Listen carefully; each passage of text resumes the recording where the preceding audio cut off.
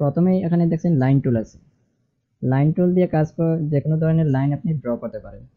Line draw করে অটোক্যাডের মতো যে কোনো একটি শেপে নিয়ে আসতে পারেন। এরপর যদি যাই সবচেয়ে ইম্পর্টেন্ট যে টুল রয়েছে স্কেচআপে, সেটা হলো পুশ পুল। এটা হলো পুশ পুল। এখানে ক্লিক করে যদি আপনি এই যে সেকশনটা আছে এটা উপর দিকে নেন, তাহলে দেয়াল ড্র হয়ে যাবে। আপনি চাইলে এখানে যে কোনো রকমের পুশ পুল ক্লিক করে এদিকেও আনতে পারবেন, এদিকেও নিতে পারবেন, যে কোনো দিকে নিতে পারবেন। এরপর যদি লাইন টুল দিয়ে এটাকে আলাদা করে দেন, তাহলে আবার পুশ পুল দিয়ে এটাকে বাদও দিতে পারবেন।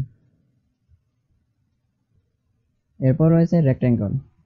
রেক্টেঙ্গল দিয়ে আমরা যে কোনো ধরনের রেক্টেঙ্গেল লাইন ড্র করতে পারি।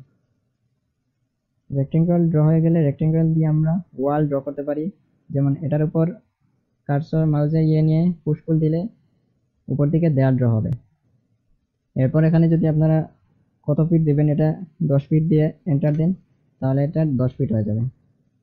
এটার যদি মাপ দেখাতে চান তাহলে এই টেপ মেজারমেন্ট টুল দিয়ে নিচ থেকে উপরে ধরতে পারেন, তাহলে এটার মেজারমেন্ট দেখাবে।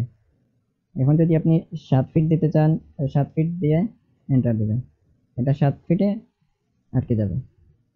এরপর যদি ধরেন দরজা কাটবেন, তাহলে দরজা কাটার জন্য টেপ দিয়ে এদিকে এনে তারপর এখান থেকে ধরেন 3 ফিট নিলাম।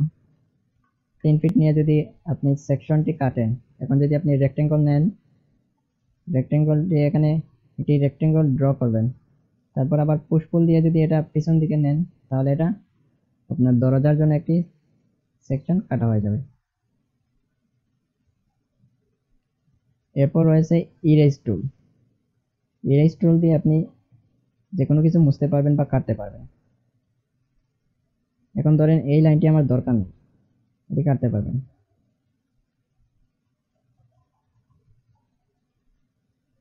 এরপর রয়েছে সিলেক্ট অপশন।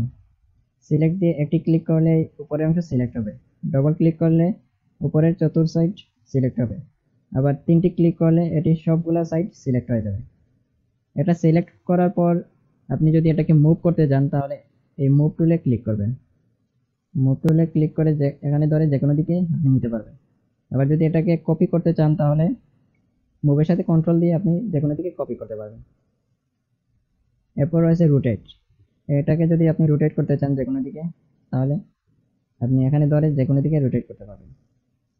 ব্লু অ্যাক্সিসের দিকে করলে আপনি ডানে বামে রোটেট হবে, আর রেড অ্যাক্সিসে আপনি যদি রোটেট করেন তাহলে উপরে নিচে রোটেট হবে।